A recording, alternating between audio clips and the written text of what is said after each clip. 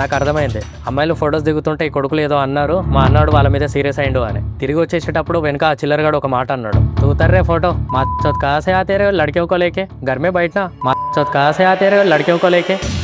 వాడు ఆ మాట అనగానే నేను ఒక్కని మళ్ళీ వెనకాలకి తిరిగిపోయి వాడు ఫొటోస్ దింపుతుంటే భుజం మీద రప్పమని తింగిన ఒకటి.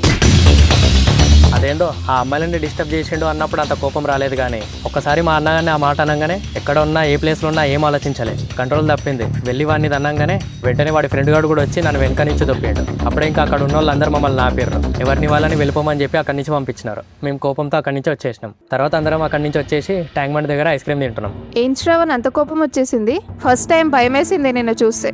నాకు అర్థం కాలే ఏం చేస్తున్నావు ఆ టైంలో. అదే కాకుండా నువ్వు కూడా గలీజ్ మాటలు తిడుతున్నావు వాళ్ళని. ఇన్ని మాటలు వచ్చా నీకు అనిపించింది. ఏం చేస్తాం, ఇట్లా టైం వచ్చినప్పుడు వెళ్తాయి ఇక బయటికి. అన్ని ఇజ్జత్ పోయిందేమో కదా నేను మాట్లాడిన మాటలకి. ఏం కాదు లైట్, మేం బయటికి అనము, నువ్వు అని చూపించావు అంతే. ఆ కోపంలో వస్తాయిలే ఎవరికైనా. నా వల్ల మీ నైట్ అవుట్ మూడు మొత్తం ఖరాబ్ చేసిన. అందరు హ్యాపీగా ఉండే ఇంతసేపు, ఒక ఇన్సిడెంట్ వల్ల అందరు సీరియస్ అయినారు చూడు. ఏం కాదు, మా కోపం నీలో చూసినాంలే అంతే. నువ్వు అట్లేం ఫీల్ కాకు, అందరు నార్మల్ గానే ఉన్నారు. కానీ ఒకటి ఏం తెలుసా, మమ్మల్ని అన్నప్పుడు మీ అన్న వచ్చిండు, మీ అన్న అన్నప్పుడు నువ్వు వచ్చినావు చూడు, అది మస్తు అనిపించింది నాకు. అది ఆ రోజు అట్లా పెద్దోడి ఫ్రెండ్స్తో చిన్నోడు వెళ్ళి చేసిన లొల్లి. మళ్ళీ నెక్స్ట్ స్టోరీలో కలుద్దాం. Tata take care, by.